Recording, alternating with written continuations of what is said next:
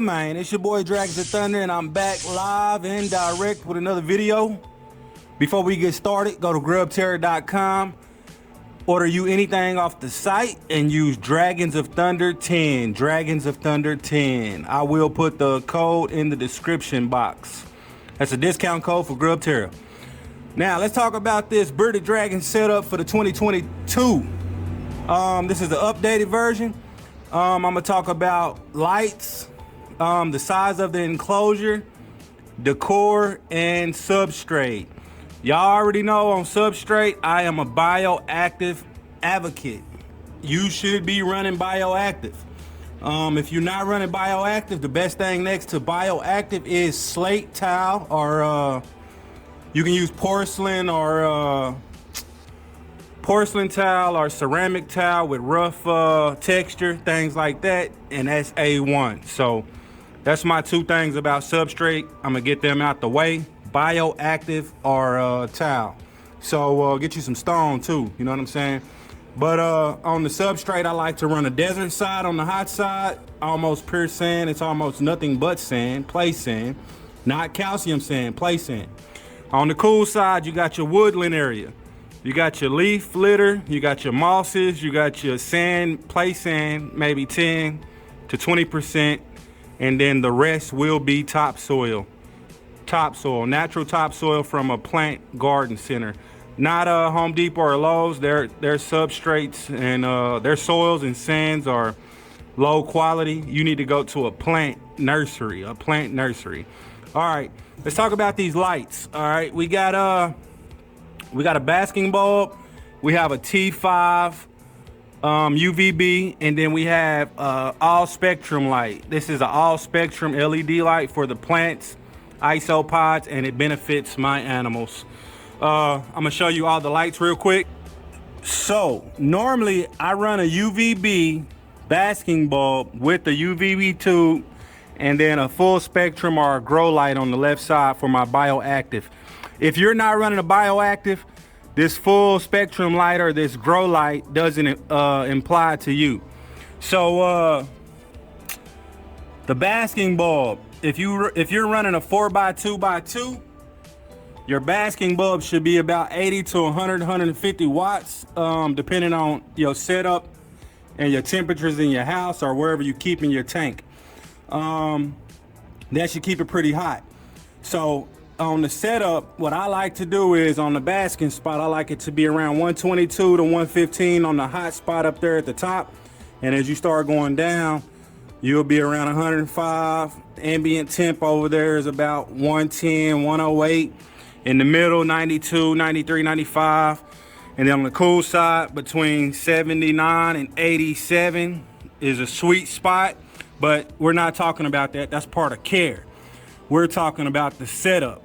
So I'm explaining all my lights, and now I'm gonna show you E-rays, and then we're gonna go to the decor.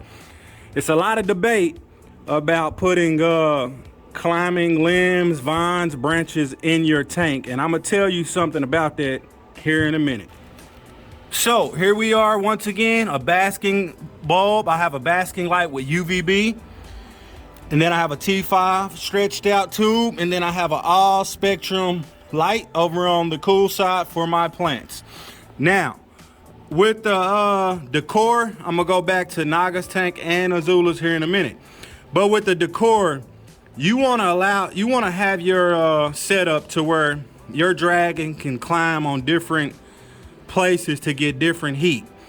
Within the tank, you know, it'll be real hot up at the top. It's real hot up here. And then it's kind of cooler down here. So when you get up here, you want it real hot for the basking spot. So give them something to climb. You always want to have a hide on the hot side and have a hide on the cool side. And you can have one in the middle, you know what I'm saying? He can use that hide. He can go under that hammock as a hide, and then the log, and then this big old Thrive hide. So I like to have a hide. If you have a 4x2x2, a hide on the cool side over there, the middle, and the hot side. So 3 hides is sufficient and good for a 4x2x2. Give them plenty of climbing and obstacles to do inside of the tank. Because honestly, man, you're building up their muscles. Like when you look at all my dragons' legs, man, boy, they got legs for days, man. They not skinny legs. So let's go back up top real quick. So within your tank, you want to have at least 3 to 4, maybe 2 logs or limbs that they can climb on. And they do use all of them. All of my dragons love to climb. As you've seen, Naga was climbing up on her limbs. So I took screws and I screwed into each limb, and then I screwed the main ones into the wall. So they can climb up and down on those things. It's a hide over there on the hot side that they can go in. They love the hot side hide, middle, and then on the cool side, they can get under there and cool out and chill and things like that. So boom, that's decor. Let's check out Nagas, and then we'll go on ahead to bowls, and I'll touch back on substrate a little bit. All right, so as you can see, Azula has a big log, a basking stand, not a basking hide, but she can go back there and hide on the side or in the middle. She has a big log running through the middle. She has a rock, she has a hammock, and a hide on the cool side.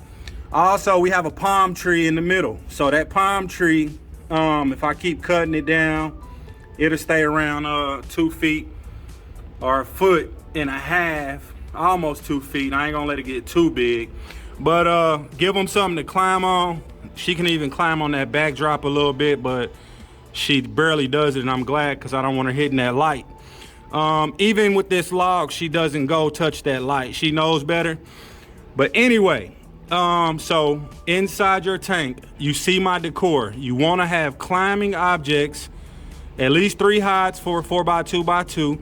If you have a 40-gallon breeder, 2 hides. Your dragon really shouldn't be in a 40-gallon breeder. That's to be real. If your dragon is a pet and not a breeder, even if it's a breeder, it should be in a 4x2x2, just so they can have a quality of life and not just be spitting out babies.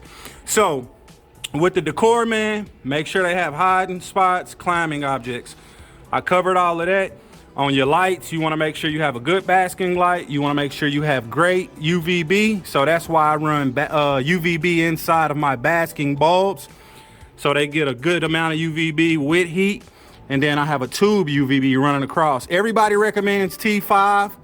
I'm running T8, and I'm gonna keep running T8 until I have to transfer over to the T8. But the T5, but I'm gonna stick with T5 as long as I can get these cheap fixtures and my zoom in lights for the cheap. I'm gonna stay there. So back to this substrate, man. The reason why I promote bioactive so much is because the quality of life, the temperatures, the digging, it allows them to dig. Like, they can dig if they want to, things like that. Before we keep talking about the substrate, bowls also, let's go over there real quick and check out the bowl. So with the bowls, you can keep a water bowl if you want to. In the wintertime, it goes away fast. I don't know why. In the summer it don't, but in the winter, man, it evaporates fast because it's dry out. As you can see, it's 10% humidity over there, 31% over here. This bowl's been dry for a couple of days. So you can put in a water bowl if you want to. High humidity is not bad. As long as you have great airflow, you can have high humidity. As long as you have great airflow, high humidity is not bad. So have you a decent water bowl, a decent food bowl that bugs can't get out of. I have a lip under here they can't get out.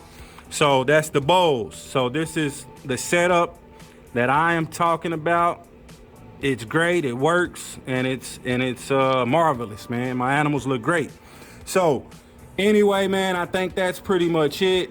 Like I was saying, I love bioactive, but if you can't do bioactive, please put a hard stony towel down, a rough towel, so they can get their nails down or whatever. But if you keep them in a bioactive enclosure, you don't even have to clip their nails because they climb so much. You know, they need those nails. She's turning dark because it's 90, 95 over there on the hot side, 81 on the cool side. The garage is up and it's cool outside. But I'm about to shut the garage and it'll get back hot. It should be fine. Anyway, this is the basic setup, man. I recommend 4x2x2 for one single adult. 4x2x2 for one single adult. You want your, I recommend your UVB cover 75% of your tank. 75% of your tank. Or you can actually, if you want to, I just took out Naga's UVB on the cool side and put that full spectrum light in because she's old enough. But when my dragons are young, I run a UVB on the cool side and it makes sure they get all their UVB. But as they get older, I take it out. So anyway, man, I try to get 100% coverage with UVB and provide enough hiding spots. If they want to get out of it, they can. You know what I'm saying? So if they need to get out of that UVB, they can go hide if necessary. Anyway, man, I think that's it. All of the lights are covered. You need a basking UVB, full spectrum if you have any kind of plants, isopods, things like that. And 4x2x2 for an adult, and make sure you give them climbing options. Best substrates are bioactive and a tile floor. So that's pretty much it, man. That's my bearded dragon setup video. And last but not least, I got something else to tell.